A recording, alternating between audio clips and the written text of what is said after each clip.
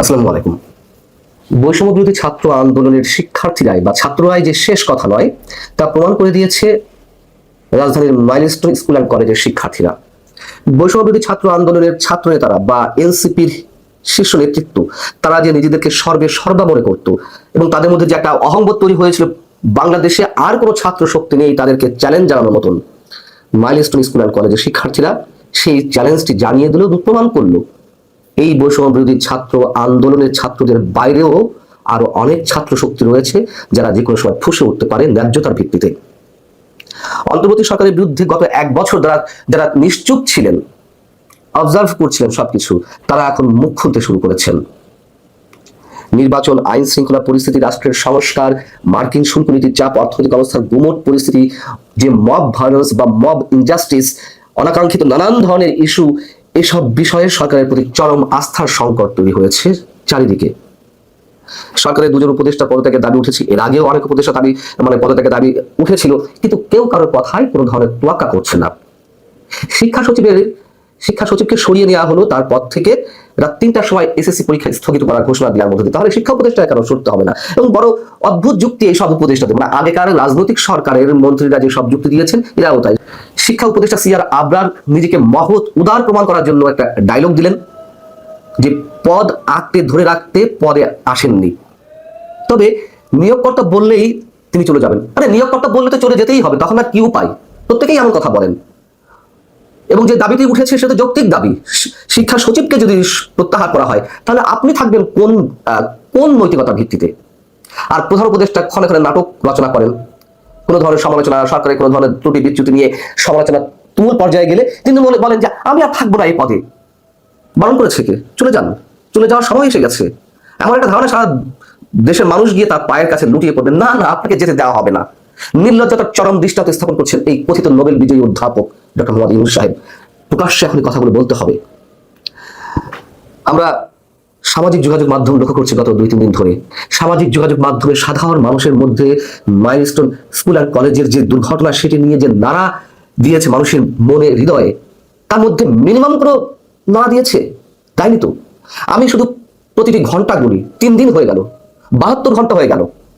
এই ভদ্রলোক এই বিমান দুর্ঘটনার, দেশের ইতিহাসে এত বড় দুর্ঘটনায় যারা আহত হয়েছেন তাদেরকে কোথাও দেখতে গেলেন না, ক্ষতিগ্রস্ত এলাকা পরিদর্শনে গেলেন না। এমন রাজাকে আমরা আর কোথাও আর কখনো পেয়েছি দেশে? নিজেকে তিনি প্রাসাদ বন্দী করে রেখেছেন, চূড়ান্ত এক ভয়ের মধ্যে তিনি বসবাস করছেন। ভয় তার চারিদিক আষ্টে পৃষ্ঠে বেঁধে রেখেছে। কোটা সংস্কার আন্দোলনের চূড়ান্ত মুহূর্তে সাবেক প্রধানমন্ত্রী শেখ হাসিনাও তো 30 জুলাই 5 আগস্ট যেই সরকারের পতন হলো, সেই সরকারের প্রধানমন্ত্রী শেখ হাসিনা তার 4 দিন আগে 30 জুলাই তিনি আহতদের দেখতে গিয়েছিলেন হসপিটালে। তার জীবনটা তো ভয়ঙ্কর ঝুঁকির মধ্যে ছিল, তারপরেও তিনি গিয়েছিলেন। আর এই যে পতিত শান্তিতে বিজয়ী, নোবেল বিজয়ী অধ্যাপক ডক্টর মোহাম্মদ ইউনূস, তিনি কি এমন রিস্কের মধ্যে আছেন যে তিনি কাউকে দেখতে গেলেন না আজ পর্যন্ত, এখনো পর্যন্ত? জাতীয় নাগরিক পার্টি এনসিপির অন্যতম শীর্ষ নেতা হাসনাত আব্দুল্লাহ মুখ ফসকে একটা সত্য উচ্চারণ করে ফেলেছেন। তিনি স্বাস্থ্য উপদেষ্টাকে উদ্দেশ্য করে কথা বলতে গিয়ে ডক্টর মোহাম্মদ ইউনূসের প্রতি ইঙ্গিত করে বলেছেন যে উনার একমাত্র যোগ্যতা তিনি গ্রামীণ ব্যাংকে ছিলেন এবং ডক্টর মোহাম্মদ ইউনূসের খুব কাছের মানুষ। এই স্বাস্থ্য উপদেষ্টা লইয়া আমরা কি করিব? দুঃখের বিষয় হচ্ছে উনি নিজে চিকিৎসা করাতে যান সিঙ্গাপুরে। এসব কথা বলে তো থলের বিড়াল বের হয়ে আসবে। এই যে মাইলস্টোন স্কুল অ্যান্ড কলেজের ভয়ঙ্কর দুর্ঘটনা, এই বিষয়ে তার কোনো রোল আপনারা দেখেছেন? অর্থাৎ স্বজনপ্রীতি, ডক্টর মোহাম্মদ ইউনূসের দুর্নীতি, তার উপদেষ্টা পরিষদে যারা রয়েছেন তাদের অধিকাংশের বিরুদ্ধে একের পর এক যে দুর্নীতির অভিযোগ, সরকার পরিচালনা, রাষ্ট্র পরিচালনায় যে চরম ব্যর্থতার পরিচয় আমরা গত 1 বছর ধরে পাচ্ছি। এরপরেও ডক্টর মোহাম্মদ ইউনূস নিজেকে আন্তর্জাতিক খেলোয়াড় বলে দাবি করেন। যতই আন্তর্জাতিক খেলোয়াড় বলে দাবি করুন না কেন, যতই পরাশক্তিগুলো আপনার পিছিয়ে থাকুক না কেন, মানুষ যখন ফুঁসে উঠবে তখন কেউ পালানোর পথ খুঁজে পায় না। এবং এই যে হাসনাত আব্দুল্লাহ যে কথাগুলো বললেন, আপনার কি মনে হয় যে এইগুলো আসলেই তারা বিরোধিতা করছে সরকারের? না, এগুলো নাটকের একটি অংশ। তাদের কখনো কখনো নিরপেক্ষতা দেখাতে হয় যে আমরা তো ডক্টর মোহাম্মদ ইউনূসের বিরুদ্ধে কথা বলছি, যখন আবার তার পদত্যাগের প্রসঙ্গ ওঠে এই এনসিপি নেতারা গিয়ে তারা আবার এক ধরনের হুমকি ধামকি দেয়, না পদত্যাগ করা যাবে না, আপনি আসছেন অমুক কাজ করতে, আপনি আসছেন তমুক কাজ করতে, এগুলো শেষ করে যেতে হবে। কি যে এক জ্ঞানা করে পড়েছি আমরা দেখছি মানুষ এখন প্রকাশ্যে মুখ খুলতে শুরু করেছে। অন্তত যাদের দিকে আমরা চেয়েছিলাম এতদিন মুখে কুলু পেটেছিলেন, এখন তারা কথা বলছেন। সিপিডির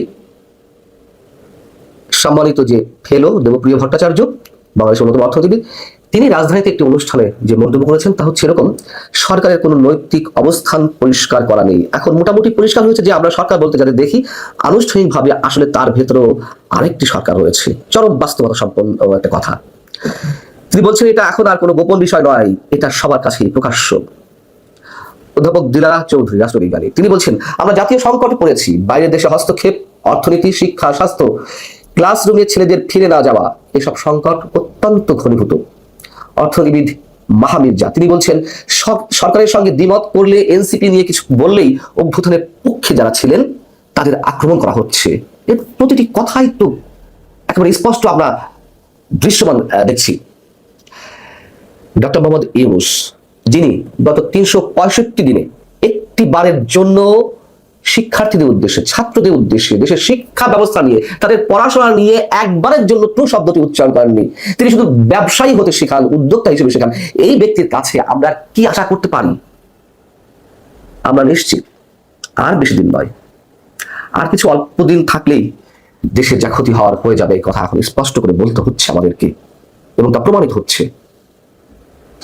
ভালো থাকুন, আল্লাহ হাফেজ। ভারতের রাজধানী দিল্লিতে আওয়ামী লীগ একটি সংবাদ সম্মেলনের আয়োজন করতে চেয়েছিল, কিন্তু শেষ পর্যন্ত সেই সংবাদ সম্মেলন নাকি পণ্ড হয়ে গেছে, বাতিল করা হয়েছে, স্থগিত করে দেয়া হয়েছে।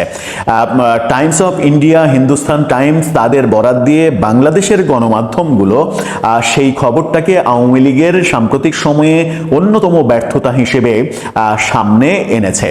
গণমাধ্যম বলার চেষ্টা করেছে যে ভারতেও আওয়ামী লীগ একটা সংবাদ সম্মেলন করতে পারছে না, তখন বাংলাদেশে তারা কি করবে, এরকম প্রসঙ্গ গণমাধ্যমে উঠে এসেছে। আদতে কি হলো ভারতে কেন সংবাদ সম্মেলন ডাকা হলো এবং কেনই বা সেটা স্থগিত করে দেয়া হলো, কি বলছে হিন্দুস্তান টাইমস, টাইমস ইন্ডিয়া, সেই আলোচনা করার চেষ্টা করব, করে বোঝার চেষ্টা করব ভারতে আসলে কি হয়েছিল। থাকবেন পলিটিক্স টিভির নিয়মিত আয়োজনে।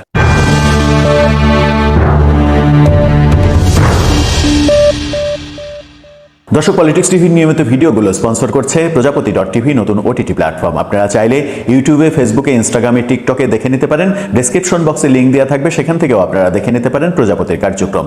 চলে যাচ্ছি মূল ভিডিওতে। বলছিলাম ভারতে আওয়ামী লীগ একটা সংবাদ সম্মেলনের আয়োজন করেছিল। বর্তমান সরকারের নানা ব্যর্থতা, বিশেষ করে গোপালগঞ্জ কাণ্ড, গোপালগঞ্জে হত্যাকাণ্ড, এরকম অভিযোগ সামনে এনে একটা সংবাদ সম্মেলন করার উদ্যোগ নিয়েছিল, যেখানে বলার কথা ছিল যে বর্তমান সরকার মানবতা বিরোধী, মানবাধিকারের লঙ্ঘন অনেক কর্মকাণ্ড করছে, এই সরকারের আদৌ ক্ষমতায় থাকার নৈতিক কোনো অধিকার নেই। বাংলাদেশের গণমাধ্যম যেটা বলছে সেটা হচ্ছে যে শিরোনামগুলো করছে, মূলত সব গণমাধ্যমের শিরোনামগুলো একই। শিরোনামে বলা হচ্ছে ভারতে সংবাদ সম্মেলনের ঘোষণা দিয়ে পিছু হটল আওয়ামী লীগ। কিন্তু আসলে কি ঘটেছিল? ভারতের রাজধানী দিল্লিতে বাংলাদেশে গণহত্যা বিষয়ক এক সংবাদ সম্মেলনের ঘোষণা দিয়েও শেষ পর্যন্ত সেটা করতে পারেনি আওয়ামী লীগের শীর্ষস্থানীয় নেতারা এবং সাবেক মন্ত্রীরা। বৃহস্পতিবার ভারতীয় গণমাধ্যম হিন্দুস্তান টাইমস এমন একটা প্রতিবেদন দিয়েছে যে সংবাদ সম্মেলন ডাকা হয়েছিল, কিন্তু সেটা তারা করেনি।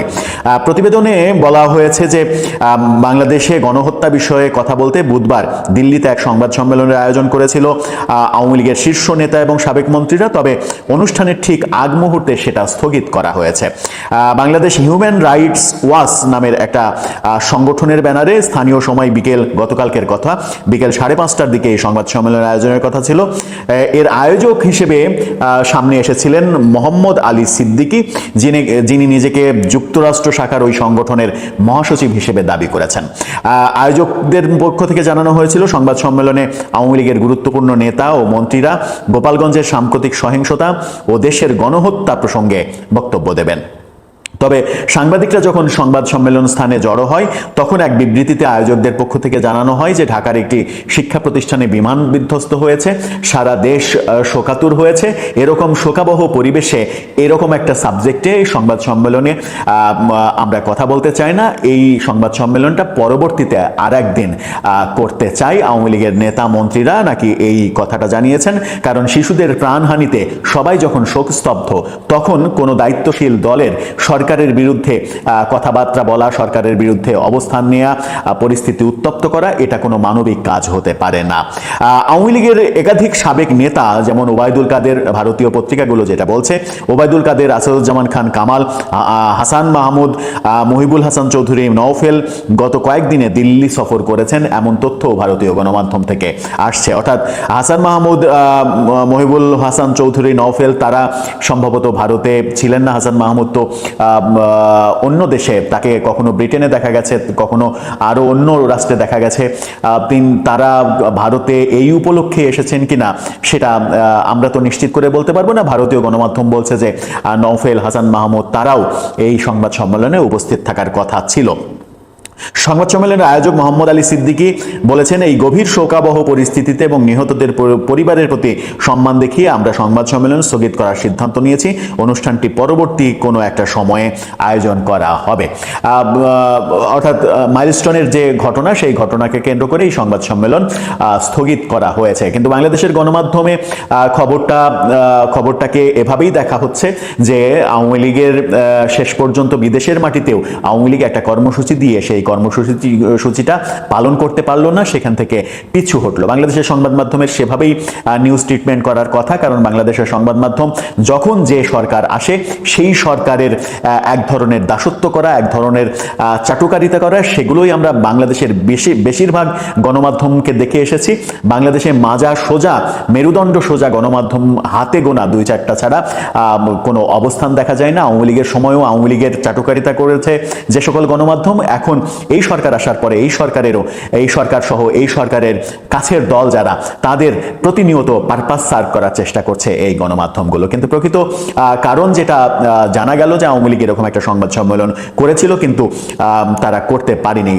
কিন্তু ব্যাপার হচ্ছে যে ভারতে সংবাদ সম্মেলন করে তারা আদতে কি করতে চায়? ভারতে সংবাদ সম্মেলন করে কি এই মেসেজটা বিশ্বব্যাপী ছড়িয়ে দিতে চায়? সেটাই কি তাদের উদ্দেশ্য? হতে পারে সেটাই উদ্দেশ্য। কিন্তু সংবাদ সম্মেলনের জায়গাটা ভারত না হয়ে যদি আমেরিকা কিংবা ব্রিটেন হতো, তাহলে বোধহয় আরেকটু ব্যাপারটা জমতো। যদিও ভারতে যারা রয়েছেন তাদের আমেরিকা কিংবা ব্রিটেনে যাওয়ার মতো মানে বৈধ কাগজপত্র তারা অর্জন করতে পেরেছেন কিনা ভারত সরকারের কাছ থেকে, সেটাও একটা বড় বিষয়। হাসান মাহমুদ হয়তো খুব সহজেই তার আন্তর্জাতিক যে অন্য দেশের যে নাগরিকত্ব রয়েছে, সেই নাগরিকত্বের পাসপোর্ট নিয়ে তিনি হয়তো ট্রাভেল করতে পারছেন, কিন্তু সব নেতা নেতৃত্ব আর অন্য দেশের পাসপোর্ট নেই। সুতরাং তারা ইচ্ছা করলে ভারত থেকে অন্য দেশে ট্রাভেল করতে এই মুহূর্তে পারবেন না। সেই কারণেই হয়তো ভারতে তারা সংবাদ সম্মেলনের আয়োজন করেছিল। এখন দেখার বিষয় যে পরবর্তীতে তারা যদি এই কাজ করে, এই সংবাদ সম্মেলন আবার আয়োজন করে, তাহলে তাদের বক্তব্য কি হয়, কি বলতে চায় তারা গোপালগঞ্জ ইস্যুতে। দর্শক, এই ব্যাপারে আপনার মতামত জানিয়ে লিখতে পারেন আমাদের। আসসালামু আলাইকুম প্রিয় দর্শক, আশা করি পুরো ভিডিওটি দেখেছেন এবং বুঝতে পেরেছেন। অত্যন্ত গুরুত্বপূর্ণ লাইভ টক শো ছিল। প্রিয় দর্শক, বাংলাদেশের বর্তমান পরিস্থিতি নিয়ে আলোচনা করা হয়েছে। সেই সাথে বাংলাদেশ কোন দিকে যাচ্ছে, কি অবস্থা। প্রধান উপদেষ্টা ডক্টর মোহাম্মদ ইউনূস আপনারা জানেন যে একটি কঠিন সময় পার করছে এবং যে কোনো সময় হয়তো তিনি পদত্যাগের সিদ্ধান্ত জানাতে পারেন বলে সবাই মনে করছে। কারণ কঠিন একটি সময় পার করছে। আপনারা জানেন যে কিছুদিন আগে একজনকে পাথর নিক্ষেপ করে হত্যা করা হলো। এরপরে বিমান দুর্ঘটনায় শত শত শিক্ষার্থী আহত হলো, নিহত হলো, শিক্ষিকা নিহত হলো। বিভৎস একটি ঘটনা ঘটছে এবং কঠিন একটি সময় পার করছে আমাদের এই বাংলাদেশ। এই সময় নানা চাপের মুখে পড়েছে ডক্টর মোহাম্মদ ইউনূস এবং আওয়ামী লীগ ফিরে আসার সম্ভাবনা বেড়েই চলছে। প্রিয় দর্শক, এই বিষয়গুলো নিয়ে কথা হলো। আপনাদের মূল্যবান মতামত কমেন্টে জানাবেন। সবাই ভালো থাকবেন, সুস্থ থাকবেন। ভিডিওটি শেষ করছি। আসসালামু আলাইকুম।